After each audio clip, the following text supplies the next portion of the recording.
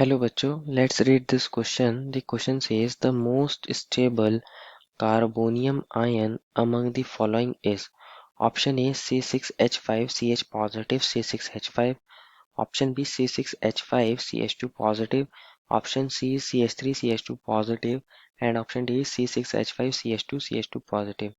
बच्चों हमें बताना है सबसे ज़्यादा स्टेबल कार्बोनियम आयन कौन सा हो गया। कार्बोनियम आयन बेसिकली एक कार्बोकेटायन ही है। हमें बताना है सबसे ज़्यादा स्टेबल कहाँ होगा। तो फर्स्ट ऑफ ऑल बात करते हैं हम इस क्वेश्चन में हमारे की कंसेप्ट के बारे में।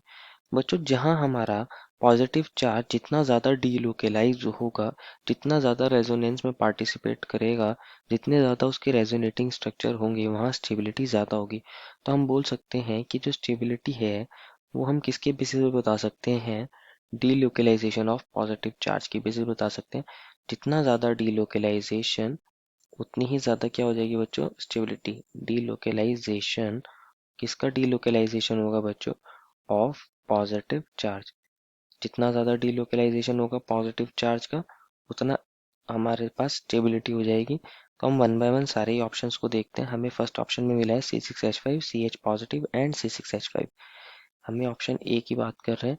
ऑप्शन ए को मैं ऐसे लिख सकता हूँ, हमारे पास एक बेंजीन रिंग ये होगी C6H5, ये इसके अंदर डबल बॉन्ड्स हैं और यहाँ C और ये H है और इस H C पर पॉजिटिव चार्ज है, एक और बेंजीन रिंग होगी। तो क्या हो सकता है बच्चों, इसके अंदर हमारे पास ये जो हमारे पाई बॉन्ड्स हैं बेंजीन रिंग के साथ, ये CH पॉजिटिव के साथ क्या कर सकते हैं, यहाँ रेजोनेंस कर सकते हैं, जिसकी वजह से हमारा चार्ज डीलोकेलाइज हो जाएगा बेंजीन रिंग के अंदर। तो यहाँ हमारे पास आ जाएगा बच्चों पॉजिटिव चार्ज, ये डबल बॉन्ड है डबल बॉन्ड है, यहाँ डबल बॉन्ड आ गया होगा और यहाँ C6H5 भी लिख रहा हूँ अभी के लिए मैं। और अगेन क्या हो सकता है, ये हमारा पाई बॉन्ड यहाँ मूव कर जाए तो अगेन हमारा पॉजिटिव चार्ज यहाँ जाएगा, ये डबल बॉन्ड और ये double bond CH and again C6H5 and lastly फिर अगेन क्या होगा, ये हम पे शिफ्ट हो जाएगा तो हमारे पास CH और ये हमारे पास डबल बॉन्ड और ये हमारे पास ऑर्थो पोजिशन पॉजिटिव चार्ज, ये डबल बॉन्ड्स एंड अगेन यहाँ पे C6H5 तो है ही बच्चों हमारे पास, इसको अगेन ऐसे ही लिख लेते हैं एंड लास्ट में क्या होगा, ये पाई बॉन्ड अगेन यहाँ मूव करेगा। तो हमारे पास इस तरह करते करते रेजोनेंस हो रहा है, चार्ज का डीलोकेलाइजेशन हो रहा है रेजोनेंस की वजह से बेंजीन रिंग के अंदर। और अगेन यहाँ पे आएगा हमारे पास पॉजिटिव चार्ज, ये double bond double bond double bond और एक बेंजीन रिंग बच्चों हमारे पास यहाँ पर भी है। अगेन क्या हो सकता है बच्चों, ये जो दूसरी वाली बेंजीन रिंग है ये भी हमारी CH पॉजिटिव के साथ क्या करेगा बच्चों, ये कॉन्जुगेशन दिखा सकता है, ये इधर मूव करेगा और यहाँ पे हमारे पास अगेन क्या बन जाएगा, CH डबल बॉन्ड और ये हमारी बेंजीन रिंग है। यहाँ आएगा पॉजिटिव, ये डबल बॉन्ड इस बार ये वाली को मैं लिख सकता हूँ C6H5 और हमारे पास क्या होगा अगेन, ये पाई बॉन्ड यहाँ मूव करेगा तो एक और रेजोनेटिंग स्ट्रक्चर बन जाएगा जिसको मैं लिख सकता हूँ C6H5 और यहाँ डबल बॉन्ड और इस बार कहाँ पे पॉजिटिव आ जाएगा, इस पैरा पोजीशन पर, ये डबल बॉन्ड एंड अगेन ये यहाँ पे मूव करेगा। तो हमारे पास इस तरह करते करते बहुत सारे रेजोनेटिंग स्ट्रक्चर बन जाएंगे। चार्ज का डीलोकेलाइजेशन दोनों ही बेंजीन रिंग के अंदर हो जाएगा जिसकी वजह से चार्ज डिस्पर्स हो जाएगा। चार्ज डिस्पर्स होने की वजह से इफेक्टिव चार्ज कम हो जाएगा, पॉजिटिव चार्ज स्टेबलाइज हो जाएगा। यहाँ पॉजिटिव ये डबल बॉन्ड एंड अगेन ये यहाँ पे और हमारे पास बन जाएगा बच्चों ये CH पॉजिटिव और ये हमारे पास बेंजीन रिंग है एक और एक बेंजीन रिंग ये बन जाएगी। तो इस तरह करते करते यहाँ रेजोनेंस हो सकता है और हमारा कार्बोकेटाइन स्टेबल हो सकता है। तो ये वेरी वेरी स्टेबल होगा। कैसा होगा बच्चों, ये वेरी स्टेबल होगा क्योंकि इसके अंदर दोनों ही बेंजीन रिंग के अंदर हमारा चार्ज का डीलोकेलाइजेशन हो रहा है। बात करूँ मैं ऑप्शन बी की, ऑप्शन बी में हमें मिला है C6H5CH2 पॉजिटिव।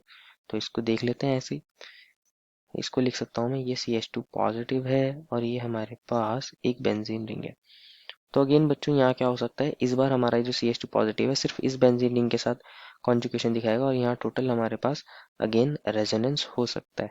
लेकिन एक ही बेंजीन रिंग के अंदर हमारा पॉजिटिव चार्ज का डीलोकेलाइजेशन होगा।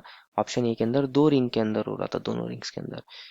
बात करूँ CH3 CH2 पॉजिटिव की, तो हमारे पास सी ऑप्शन में मिला है बच्चों में CH3 CH2 पॉजिटिव। बच्चों यहाँ पे कोई हमारा रेजोनेंस नहीं हो रहा है। चार्ज का डीलोकेलाइजेशन यहाँ किस तरह हो सकता है, चार्ज सिर्फ हाइपर कॉन्जुगेशन लग सकता है। ये जो CH3 है इसका एक हाइड्रोजन है, ये अपने दोनों इलेक्ट्रॉन को ये देगा यहाँ पे, ये अल्फा कार्बन है, अल्फा हाइड्रोजन है, और इसके अंदर बच्चों सिर्फ हाइपर कॉन्जुगेशन हो सकता है। ये CH2 डबल बॉन्ड CH2 और ये H प्लस, और हाइपर कॉन्जुगेशन कंपैरेटिवली वीक होता है as compare to resonance stabilize carbocation. तो ये वीक फैक्टर है, ये वेरी लेस स्टेबल हो जाएगा। और हमारे पास डी ऑप्शन में दिया है बच्चों में, बेंजीन रिंग दी है C6H5, और ये वाला CH2 है और CH2 पॉजिटिव है। अगर बात करूं बच्चों इसके अंदर, हमारे पास यहाँ कोई रेजोनेंस नहीं हो सकता है, क्योंकि हमारा जो CH2 पॉजिटिव है वो हमारे बेंजीन रिंग के साथ कॉन्जुगेशन में नहीं है। यहाँ पे सिर्फ इसका प्लस H इफेक्ट काम करेगा, यहाँ दो अल्फा हाइड्रोजन है, यहाँ पे हाइपर कॉन्जुगेशन इफेक्ट काम करेगा और प्लस आई इफेक्ट काम करेगा।